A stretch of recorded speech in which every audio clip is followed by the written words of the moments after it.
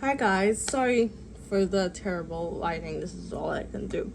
Anyways, welcome to the channel, Nelly and Lainey. This is a channel shared by two twin sisters. I am Lainey, hence the name. And I am going to attempt, heavy on the attempt, within the summer to finish books that I have already started. Specifically, books I've started within the last year or so. So in 2024, or maybe at the very tail end of 2023, after I got out of my reading slump. Because I have so many books here in the collection my sisters and I share, and I'm just dying to read them. But unless I'm gonna properly DNF a book, which I have not done ever in my life, unless I'm going to do that, I cannot move on. I have to finish what I started. So this video is going to keep me accountable, hopefully. And it's gonna be a long one, I think. So read along, do your work alongside this video, whatever you need to get done, and we shall get started. Yeah, see you guys at the end.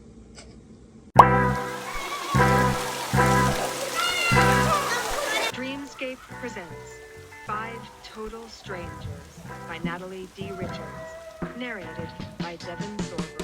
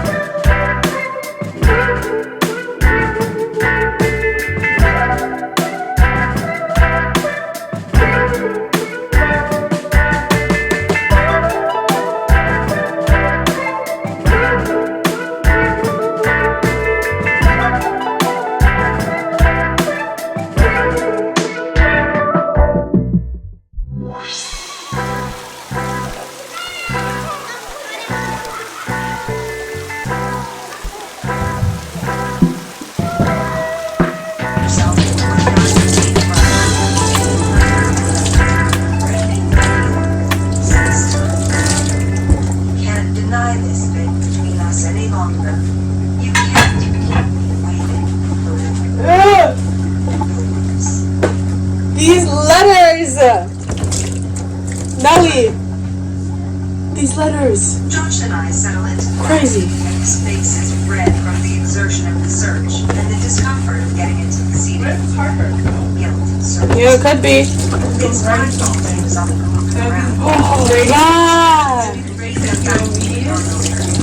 Or like her journal entry. Sorry, Mira. But yeah, and Harper keeps telling her when like Mira's like a little weary, she keeps saying, "I'm responsible for you.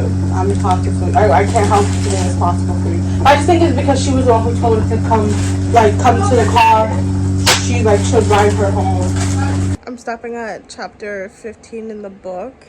I'm 4 hours and 11 minutes and 22 seconds into the audiobook, and I have 3 hours 44 and 23 seconds left, making me 53% of the way in. The book is good, right? I think it's good. I think it's like a, yeah, I think it's good, like a safe good, like midpoint good, like nothing special but not bad. It's kind of like a safe book that you know would generally be well liked. Obviously I'm only 50% in, so we'll see when it comes to the end of the book, but it's going really well. But mixed with the fan, and it's not really like entirely too hot outside, so the fan is like blowing. It feels slightly chilly in here, not even really though, but anyways, mixed with the fan and then the narrator's voice, I don't know, I fell asleep for like almost 15 minutes. I think it was like 12-ish minutes I fell asleep for. I had to go back to hear the last 2 minutes of the previous chapter that I was in, which was chapter 14, and then now I paused. But now I'm no longer tired. I want to make a matcha, but since I feel like I'm going to take a nap, it's like, what's the point? Because I have to stay up to finish it. And as much as I perfected my matcha recipe, I'll just make it when I wake up. Nap time, nap time, nap time, nap time.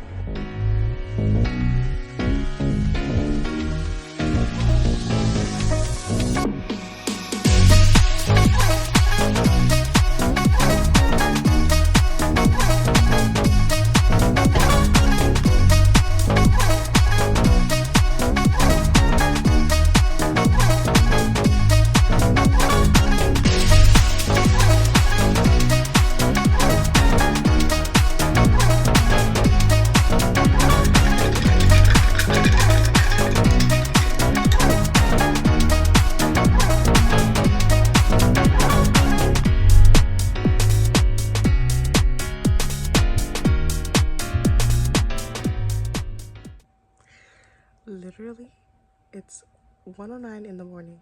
I'm 94% into this book. 5 Total Strangers. There is like a mystery element to this, and it literally just got revealed. I'm literally shaking. I was talking about this with my sister, and we were already like, even though she's not reading the book, I keep going back and forth with her talking about so many elements in this book. We were like figuring it out who was like the perpetrator, the assailant, whatever, right? Literally, the person, like, red flags, literally disgusting. I literally, like, I am shaking. I can't. Oh, God. I'm on chapter 28. This is literally scary. Like, literally scary.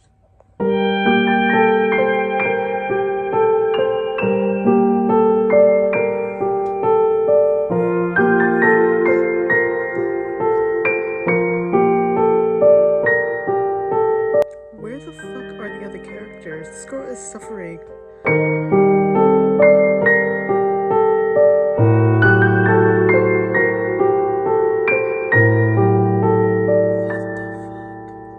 It's an audiobook, so I'm just, oh my God, I feel like if I was reading this, my reactions would be reduced, but it's because I'm listening to it and then I'm like imagining the scene in front of me, like I'm watching it. It just makes it so much worse. Like, my heart is literally racing for this girl. Like, I'm so fucking scared for her. This girl is literally getting like attacked.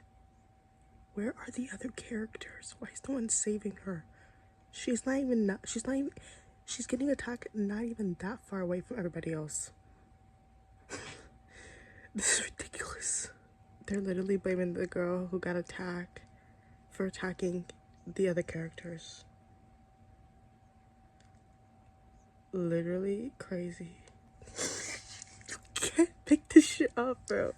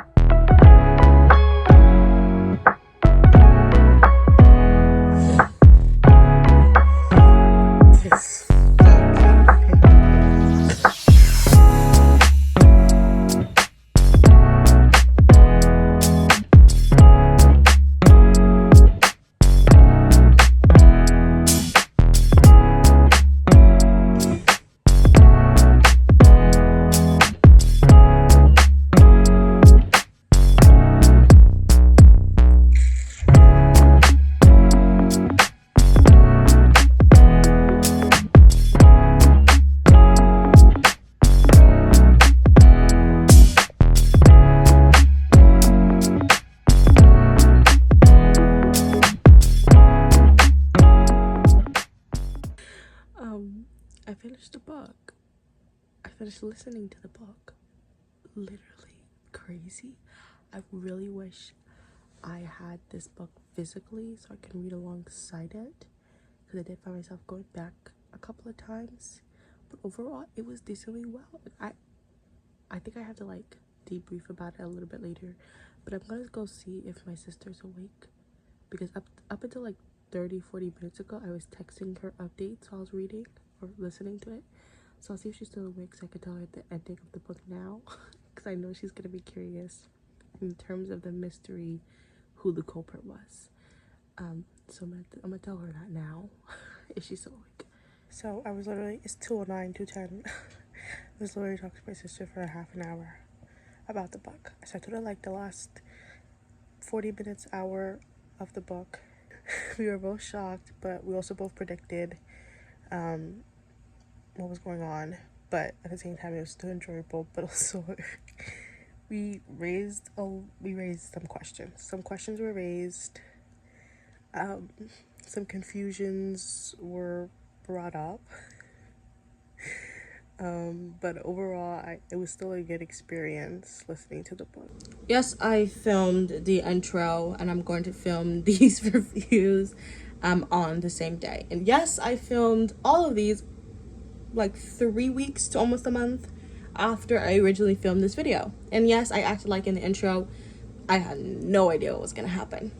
Let's get into the review for 5 Total Strangers, because unfortunately I have a lot to say. So I made a Notion board. I don't know, I think I mentioned this in the video that I was making one. I don't know if that came up yet, but I made a Notion board for like a digital library to store my reviews, so I can write them there instead of like on Google Docs or like Apple Pages or something, or even the Notes app. That's what I was doing before. So 5 Total Strangers by Natalie D. Richard. I started the book June 1st, 2014, and I finished it June 3rd, I said 2014, 2024. The book is 302 pages long. I rated it 2 stars. I think before I say the review, let me just quickly say what my rating system is for anyone that is curious. Right? 1 star is go girl, give us nothing. 2 stars is this was an attempt. 3 stars was stands above the minimum. So it's safe, it's good, it's average. And mid or average is not a bad thing. It's a good thing. For the most part. I think it definitely depends. 4 stars is I really like this book and I would recommend it. And then 5 stars is it's a new favorite. I've yet to have a 5-star book. I don't know what a 5-star book will look like for me, but it has to be something that gives me comfort. I think despite it, I don't know if guilty pleasure would go with it, because when I think of like my favorite TV show and movie, my favorite movie is Big Hero 6. That's extremely guilty pleasure, and I would rate that a 5-star, even knowing that that's not entirely good. And then my favorite TV show is Young Justice, which I think it definitely deserves its 5-star rating. So, you know, it's weird. I'm like, how do you convert that to a book? I don't know. We shall see. 5 Total Strangers, I gave it a 2-star read. I primarily listened to the book entirely. Also, this video was supposed to be finishing books that I started, and I started a new book. Oh well. Anywho, 5 Total Strangers. Y'all see that? That's how long my review is. Let's get into it. I'm not going to read the whole thing. I'm going to post this on Goodreads, and I will link that down below.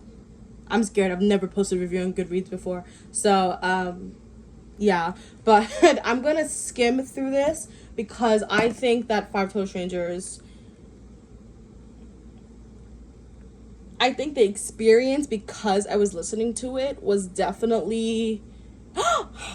No, what? Ah! Like, I had more reactions just because I was visually thinking of it as a movie. But I have a feeling that if I actually read this book, I would skip pages. Anywho. That has some, like, bullet points with some number points. So I'm going to read some of them just so you can get the vibe of what my review is. And why I'm putting it as a 2-star. I just want to say quickly that reading the review would have been a lot shorter than what I did here. I spent like 15 minutes talking about 2 points of the book. I'm still not going to do the whole review. And I'm going to try to cut it down as much as possible. But definitely go and check the link down below, because I think reading what I have to say is definitely worth it for this book. So for point number 1, I said the MC Mira was stupid for going into a car with total strangers, and her reasoning doesn't justify it enough of why she was rushing to get home. Why wasn't it that I felt like she should have been rushing to get home if it was said that her aunt was just about to die. 5 Total Strangers how do I even say it? Five Total Strangers is a girl comes home from California. She was temporary in California, just finishing up her high school, but she's originally from, I don't even remember where she was originally from. Philadelphia, I think? I don't remember. She was going there, right? She was going back home, but unfortunately a blizzard was going through, and so she wouldn't make her, like, flight connection. And she would have to stay at the airport. But she needed to desperately get home because her mom was home by herself. Because her mom's twin sister had died, and Christmas is the anniversary of her twin sister's death. Right? I felt that did not justify her rushing home. Because your mom is alone. Your mom has been alone for how long? Okay. Well, she didn't know that her mom has been alone for like the better half of like 2 weeks prior to her coming home. Because she assumed that her mom and her stepdad were still together, which they weren't. So after she finds all of that out, she's like, oh shoot, she's gonna be home alone for Christmas. Because at first she was like, oh, when the girl offered to like take her home, she was like, yeah, no, I'm good. Until she found out her stepdad wasn't in the picture anymore. Still, I think that she could have just waited a couple of hours to like a whole day and then do it after. I don't think that it was justifiable enough, just saying that because her mom was going through a divorce and her mom was alone, that she needed to get into a car with total strangers, brave the blizzard, and drive like over what was like 6 hours or something like that to get home. I did not think it justified that enough. So I said that why wasn't it that she was rushing to get home before her aunt died? I feel like her aunt should have been a verge of death. That would have made her more sense for her to be rushing home, to be by her mom's side, to be by her aunt's side, maybe in her last couple of hours to the last couple of days that she might have, right? Instead of trying to get home so her mom wasn't alone. Or her aunt was in the hospital, like, about to die. I thought that all of that just would have been so much more important, and it would have raised the stakes of, I really need to go home, I really need to get home, I really need to get home. Instead of just being like, oh, my mom's alone. I don't know. I feel like I get it. If that was me, and my family, I'm like this. My mom, my two sisters, they have my heart. You know what I'm saying? But I'm not getting into a car with 5 total strangers to drive however many hours just because I so desperately want to see them. No way. No way. Because I'm going to give myself a heart attack and I'm going to give them a heart attack. No. Don't play with me like that. We're not doing that. And I said that would have more of an impact instead of what we got. Every time she mentioned I needed to get home, she constantly kept bringing it up, and I felt like it was annoying to a certain point. Because it was like multiple times in the same chapter she was bringing that up. And multiple times in the same chapter she was bringing up how scared she was of the people in the car. And later on, granted, she definitely needed to feel that way because stuff was going missing, bad things were happening, stuff like that. But right in the beginning, or even when those bad things were happening, I was like, you put yourself in the situation. But like, I don't want to be rude and like victim blame her or anything, but I just found it so incredibly annoying how she kept being so, she was suspicious of them right when she got into the car. Why didn't she just leave? It was because her mom was alone. She didn't want her mom to be alone. No, babes. No. Oh my God. We're about to hit 10 minutes and I'm still talking about the same thing. I just finished the first point. Anyways, there was a guy in a yellow hat who kept popping up in the book. Why was he a character? He gave us nothing. He did nothing. Why did he exist in the first place? If he was written out of the story would literally be the exact same. He did not do anything for the plot. He just kept popping up everywhere, and the main character just kept getting weird about it. I got weird about it. And then when we got to the end, I was thinking like, oh shoot, now we're gonna do something, because he popped up at the end right after the big climax, the big action happened. He popped up at the end, spoke a couple of lines, the book was over. What? Who is he? Literally, I think he was just the guy in the yellow hat, or the guy in the baseball cap, whatever that was. I remember it was yellow, so I'm always calling the guy in the yellow hat. I would say his introduction was creepy. They go into a gas station or somewhere to like use the bathroom. She's at the vending machine. All lights are off. One of the other characters are in the bathroom. She's at the vending machine. It's cold or something, and she sees a shadow of someone sitting down. She at first didn't think it was real, and then she went up to it, and then she saw it was a person. And she kept calling out to him, and he never answered. And she felt so weirded out about it. Now, here's my problem with the guy in the yellow hat. They are driving up and down. They're driving to Timbuktu. They're driving everywhere around. Miles and miles and miles. And they're turning around and driving the opposite way. Miles and miles and miles. And they're hitting on a highway. Going up the highway. Miles, miles, miles. Then they're doing all these, like, mountain stuff. Da-da-da-da. They're driving for 1 hour to 2 hours. They're stuck. They're driving. Da-da-da. And then when they go to a destination, the guy in the yellow hat is there. How? How are they still crossing paths? It doesn't make any sense. Because if they were driving straight, okay, maybe fine. Because he's also going that way. But they're driving straight, they were turning, and then they doubled back and went backwards. Went to an establishment, and he was there. What? Because y'all see what I'm trying to say? Like, does any of that make sense? Point A, they see him. Point B, they're driving forward, they see him. Then they backtrack, and then, like, say they go diagonal, so they're at point C, and they see him again. It's like a triangle shape. How does any of that make any sense? And then they don't see him for hours, and then he's there again. Like, it literally does not make any sense. So I said the guy in the yellow hat went nowhere. Although I was intrigued with his character and why he always ended up in places they were at, they traveled far, doubled back at times, and yet still there he was. It helped build that tension, and I liked that, and then nothing. We don't know who he is, what was his deal, why was he even a character. He could be written out and nothing would change, and then him popping up at the end made zero sense. Why was he even written for? There's like a stalker situation, plus stuff gets missing, and so I already predicted who the person was, and you know, the reveal and everything within like the first chapter. And I pointed out there was definitely a good guy versus bad guy between the two characters that could have, you know, been who the stalker and the person stealing the stuff was. So I said a better reveal was if it had ended up being one of the girls. If you read the book, you probably know which girl I'm talking about. So I think it should have been her, and I think it would have went better if it was her, but okay. One of the girls, Harper, she had like her dad had issues where he went to jail. I'm not really sure what the point of bringing that up was. Literally, and they brought it up so late into the book too.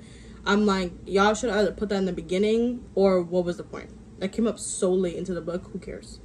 A lot of the characters had no character development, like literally stayed the same the whole entire time. Even the main character herself. There was a part where there was a part in the book where they ended up stealing gas because they didn't have enough money because their stuff were going missing, and so the character that had the money to pay the gas, her wallet went missing, right? The author talked about other people being at the gas station because they're all, you know, trapped because of the blizzard, and yet not one of them asked any of them from how. I think we just forgot that there was other people around, because so many times I would forget that there was other people on the street with them while they're driving in the blizzard. Like, they're not the only ones doing it, but so many times it just feels like the whole world, even if it was mentioned that there was other people, it feels like then the whole world just vanished until it was brought up again. I'm like, oh shit, there's other people there. Anyways, there's a lot. Like I said, there is a lot here, and I feel like, please check my Goodreads. Please check it out, because there's a lot here, and I can't say it all, and this is getting way too long. So, on to the next book. What is it? Back away. Slowly.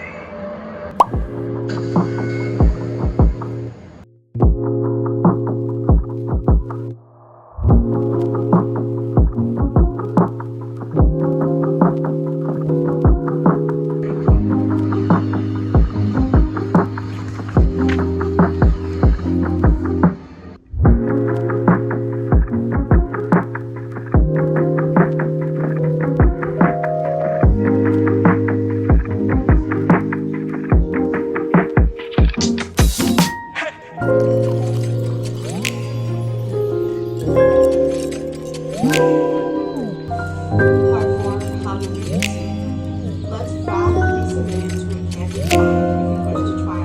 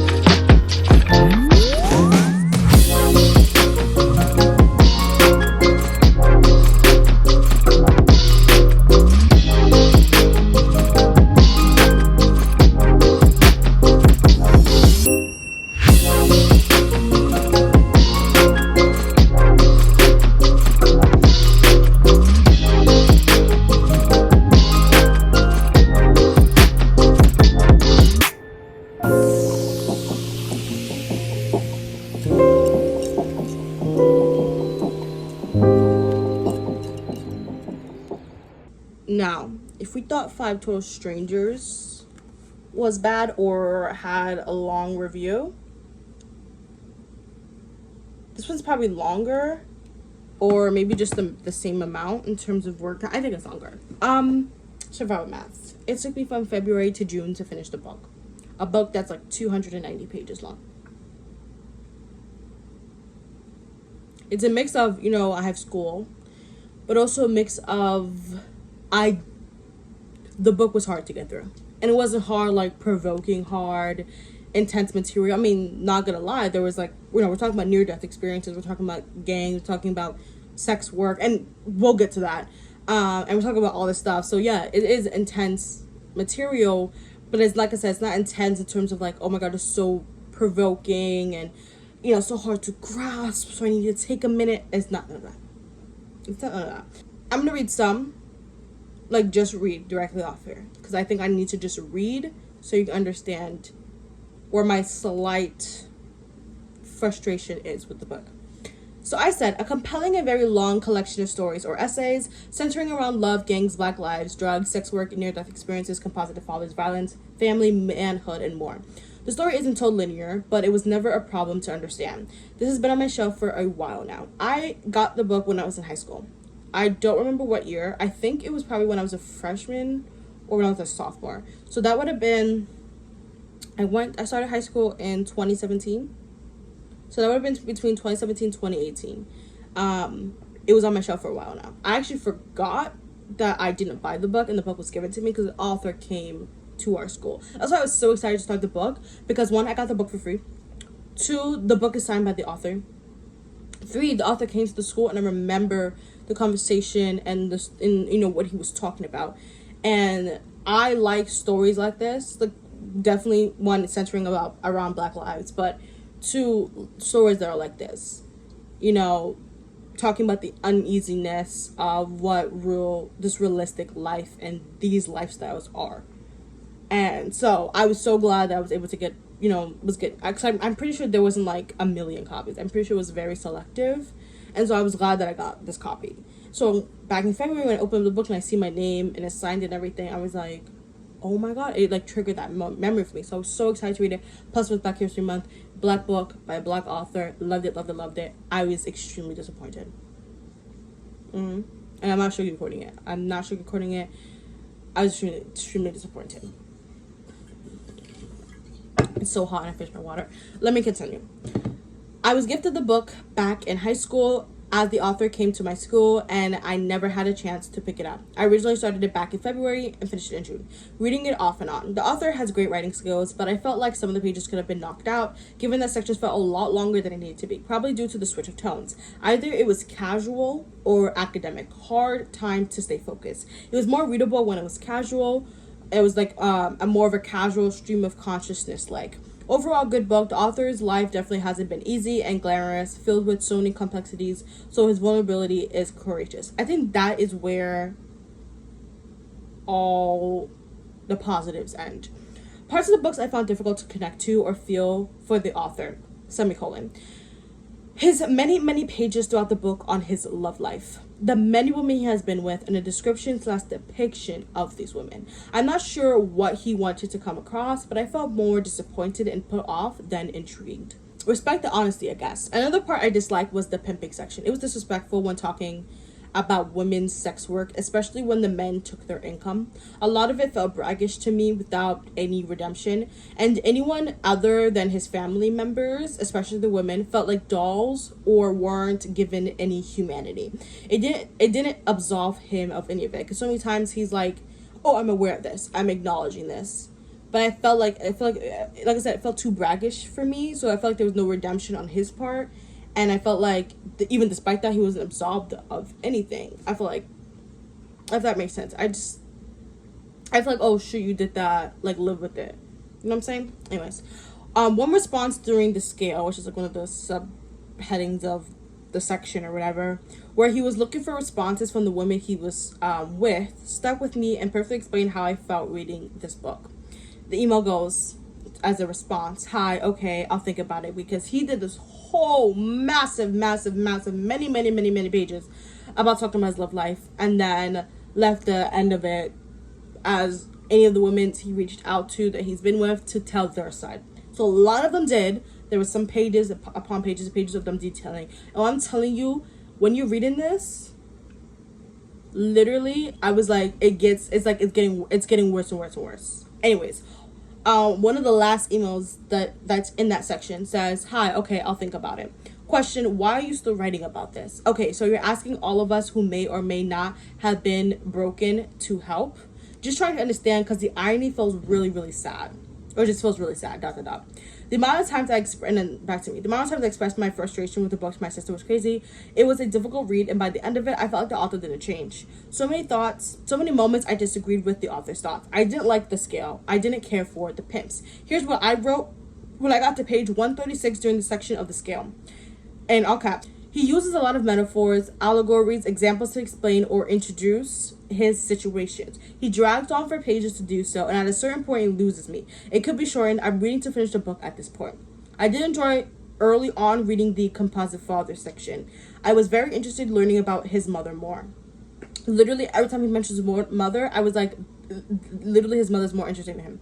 The survival files also I found more interesting. There's survival files at the end of like each of like the big sections. I think there's like 3 sections of survival files, and each survival file is probably like 5 or 6-ish stories of like different people, and there's pictures of them and stuff like that, right? So I said I found the survival story more interesting and impactful than most parts, like literally most of his entire memoir book. It was brief, and the way those stories were told were engaging. Also, it was interesting to hear more about the breakdown of the hustle culture and his family and friends' stories. Last note, not sure why this is called Notes on an All-American Family, when the focus of the book or the perspective is of the men and their side and their relationship with women, without ever hearing the women's side or the other side than those just brief emails that we got from the exes, which definitely made me sympathize with them, the exes, more, and didn't absolve him of anything just because their side was shared. Literally, I said I was going to read a part, and I read the whole thing. Survival Math, I would not read again. But Survival Math, I put as a rating of 3. It's still higher than 5 Total Strangers. I started Survival Math February 7th of 2024, and I finished it June 6th of 2024.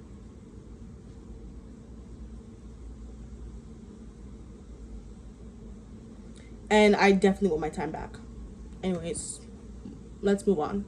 Our son enters school when he is 5. And I remember his teacher from that day in the park come to me. He says, "That twig, can't let it go, just care about it. The motor lies slowly.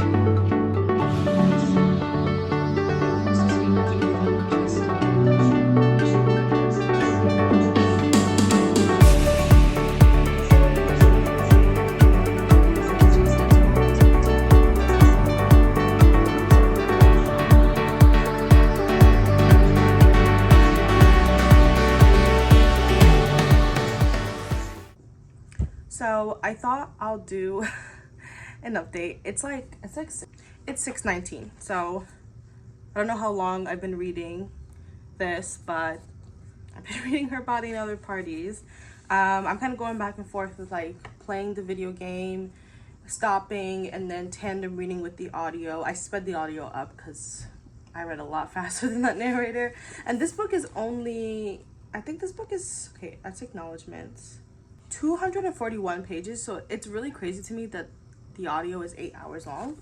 I thought it would be like, I think at most, even with slow reading, like slow narration, maybe slightly over 3 hours, but like no more than 4, especially because the font size, I mean, I think on camera actually looks small, but like when I'm looking at this on camera, like I'm like breezing through 30 seconds.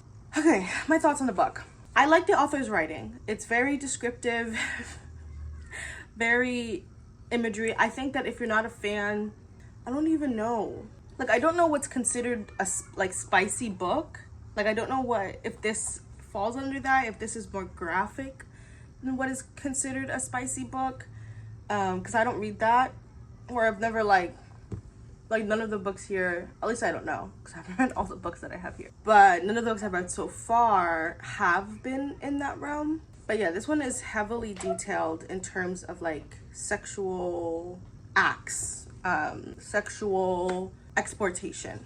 So I don't think it's bad. I think it makes me feel weird listening to it. I think when I read this book earlier this year, before I put it down, so, but reading the book, I didn't feel like, I acknowledged what was going on, but I didn't feel icky, if that makes any sense. But listening to it, I think it's a lot worse. But it's not bad. Like, I like it. It's not bad though. I'm just talking about the sexual stuff. Yeah. I'm oh Lord. Trying not to stutter here. I'm finding my words. I like the, like, I don't know what's that metaphor, like the motif, the symbolism in the book. So the first story in here, because it's like a collection of stories, is called The Husband Stitch. And that one, I think if you like vaguely remember that children's book story, I don't remember the title of that one. I'm assuming it's called The Green Ribbon, because the character in The Husband Stitch also has a green ribbon. And the stories, like, from memory are similar, I believe. Like, she meets a boy and then falls in love, and then basically just tells him, you can't touch my green ribbon. You can't see what's underneath it. And then, I guess, spoilers. And then at the end of that story, at the end of that particular story in here, or that chapter in here, if you're familiar with the end of that story, then you can assume what the end of this one would be about. But I like that she is accepting with like the boy that she, the boy that becomes her boyfriend, then later on her husband, like exploring her body, like the sexual acts in here for that story, yeah, right. But like her only like rule was this green ribbon tied around her neck. I'm assuming it probably like symbolizes like her own agency, like her voice, in terms of like, you have everything else, I willingly give you everything else, but like this is mine. And then the husband becomes obsessed with, I don't know if obsessed is the right word, but he brings it up several times, and even her son brings it up when he gets slightly older, about what the ribbon is. He says like, oh, you're my wife, like you're mine, like you shouldn't be hiding things from me. And she's like, I'm not hiding it from you, it's just not yours. like that is like herself, into, you know, she's a lot older, and that like it gets revealed, right? The next one in this book was Inventory, and that one is talking about like the character goes through like several different like sexual partners, men and women both, and it details, you know, what she goes through with it details what she goes through with these people that she ends up meeting. And then there's also a virus plot that like strings along like I think kind of like the second half of this story. There's like this theme of isolation that like I could tell while listening to it and slightly reading it. I think Inventory I primarily just listened to, but The Hudson Stitch I finished reading it through. But yeah, there's like a slight isolation theme throughout this because she's hopping through several different partners. I think it might be, I can't remember, maybe it's, I was playing the video game while I was reading this or listening to it, so I can't remember if this was more like a retelling or if, I don't think I don't know if I don't know if it was more of a retelling or if it was like happening like as like in like a timeline order. No, it's a retelling because each like partner she's talking about, she like describes them in passing, right? So anyways, by the end of this like little thing, this little like story in here, she's alone, right? So she's detailing all these partners that she had, but each time, like after like the partners, like I think one of the partners she ends up getting married to, but besides that, all of them, like she always ends up alone after the fact of being with these partners. Yeah, so I just kept thinking like she's isolated in the end. The story starts off with her being isolated, like alone. I don't think isolated is the right word, but alone. But actually, yeah, because there's a virus going on. It's like an apocalypse, you know, kind of. So at points in time, you would see her like being trapped like in a house or something. So she is very much physically isolated as well. But after every like groups of people, or maybe it's just a specific person that she meets, sexual acts, and then, you know, right back to isolation as like it's navigating this world and what it's come to. I think that's where the horror element comes in, because this one was like virus apocalypse. People were like trying to move away. I think at one point she meets two girls, and after they had their little fun, they were talking about like moving to Canada and stuff like that. So I think that's like the horror element, right? That this apocalypse. And then the first one, it's that mysterious green ribbon, and then the fact that if you know a children's story, at the end you will know what happens to her at the end of that one. So yeah, it's giving horror. I'm gonna shut up now. I keep trying to like ensure like when I stutter, like be confident. It's like it's okay. But I get so nervous. I don't even know if I'm gonna keep any of this. Yeah. Okay. Whew. Okay. Yeah, liking this so far. I think talking about it more, it's talking about it more.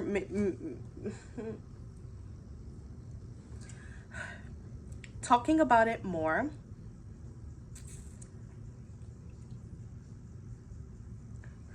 Okay. Talking about this more makes me more like eager to continue reading and or listening. So I'm gonna go eat, I'm gonna do that, and then I'll get back to you on my final thoughts when I get to the end of this book. Currently I am on, what page am I on? I just started the next story called Mothers, which is on page 45, and then I'm currently on 46. It's a very interesting beginning. Some lady just like drops a baby at her, or like gives her a baby and says like it's hers. So everything that happens in here has some hidden meaning. I just have to figure it out.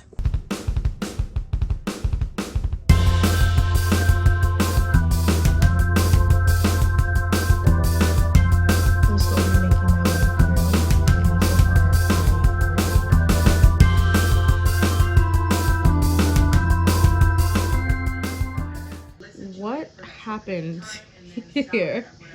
So because I've been finishing a lot of books recently, oh, I don't say a lot, but because I fairly finished a couple of books recently, which have been, you know, the books I've completely finished so far this year. I was thinking like having a tracker here because I was gonna write my like reviews on Google Docs and stuff, or like Pages, or just notes, the Notes app. And then I don't know, I'm a little scared posting on Goodreads, but like actual reviews instead of just like ratings and stuff, but like transfer them to Goodreads and stuff. So I was trying to figure out a place, like a proper place. I was like, oh shoot, let me do it on Notion, because like I'm a Notion girl. Like I made my own Notion page and stuff for school and things like that. Yeah, so I'm a Notion girl, love Notion. So I was thinking of making a Notion page like myself, because like I know how to do it and things like that. But I was like, you know what? I feel like, let me see first if I can find something free. I'm emphasizing on that, free. But let me see if I can find something first. So I'm just looking through some tabs. Some of these are really cute, and obviously like you can edit these pages yourself, so then I could replace anything if like really need be. So I'm just like flipping through the free stuff to see what's there, and if not, I will probably make one myself. But also at the same time, I don't know what I need, what I don't need, because I also have a digital like book planner, book journal thing on my iPad that I utilize, and so I don't want too much. I just definitely want a space catered to writing reviews and maybe having my rankings, my ratings down, and then maybe even having, I don't know, because I feel like some of these journals are a little too much, like, you know, categorizing your books into genres and things like that. I guess unless I'm sharing this page like publicly to people, it doesn't really seem too necessary. So I'm thinking maybe just make it myself so I could just utilize the things that I need. But yeah, that's how we're spending our night. We're just doing that. I put the book down that I was reading so far. I think we're gonna spend the rest of the night doing this because it's 11 o'clock on the dot now. So yeah.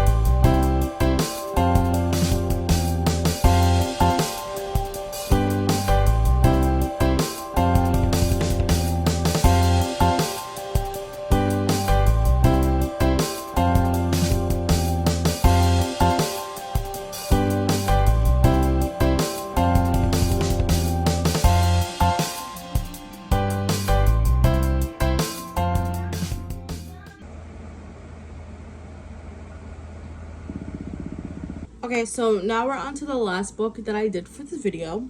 So yes, I already did 3 books, and one of them I didn't even start. I started the book in this video. Anyways, the last book is Her Bodies and Other Parties. So I don't remember when I started the book, but I do remember I started it during a doctor's appointment earlier this year, sometime in January. So I just have to find the date that I went to the doctor's. Not the doctor's, the dentist, and I'll write it in then. But I finished the book June 7th.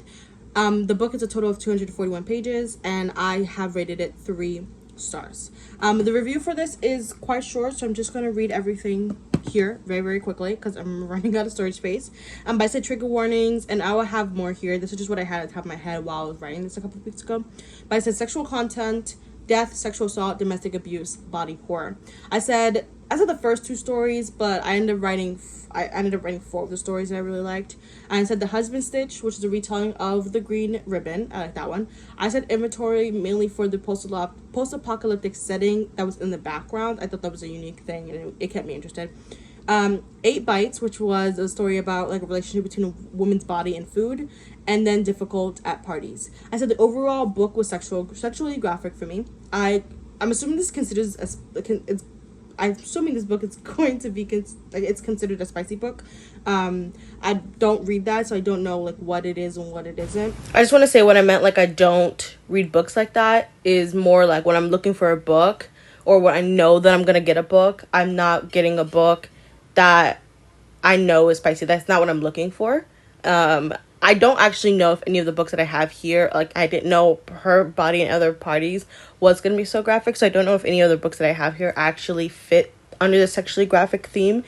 I'm not opposed to reading books like that. It's just when I am picking up books or when I am gonna, like in the future, thinking about books, I'm not thinking about books that have spicy content in it. That's not what I'm gravitating towards. But actually, spoilers, I guess, I'm actually, because a friend recommended it, I'm actually reading a book that has spicy content in it, and I've only read the first chapter so far, nothing there, but I'm purposely reading that book for the fact that it has spicy content in it, and I can then actually see if that's something in the future, that's something I want to gravitate towards, or it's something that I'm okay with not reading. Yeah, but it was sexually detailed. And even if that wasn't a book that I've, like, that isn't books that I've read before, it wasn't something that, at least for me, it's different for everybody, it wasn't something that turned me off. Like, I was able to read it from beginning to end. So I said I was still invested in it. The worst story to me was especially heinous. I listened to that story the most, then I read it, because I tandem read this one, physical and audio. And I said while I was cooking, it was so long and endless. It was tedious, and it was a summary breakdown of the show Law and Order SVU. I think not all of it, but for the majority, I think some of the summaries of the episodes were fake, but they were going season by season, how many episodes were in each season. It was literally too much.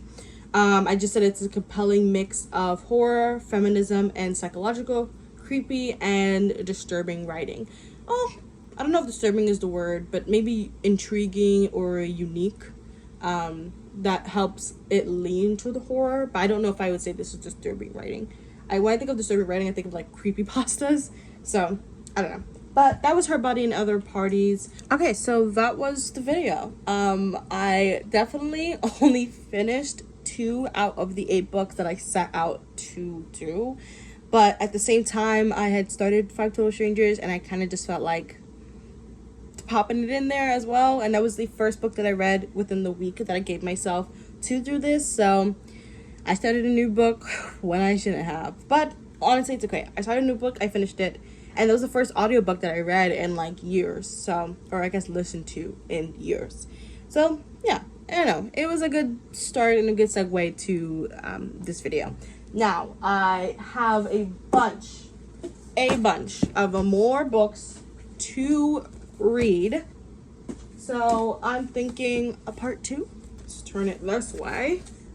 I have continued some of these books here already since, finishing this video up. But I won't tell you which one. So, definitely we're going to do a part 2 where we finish more books we started, and hopefully I will actually make a dent into the pile, unless I DNF something. I haven't DNF something yet, but I'm also willing to DNF something. I'm not forcing myself not to DNF a book. I don't know. So yeah, that's the video. Thank you so much for watching. It means a lot. And see you guys next time. Bye. Okay, I'm gonna put this down now.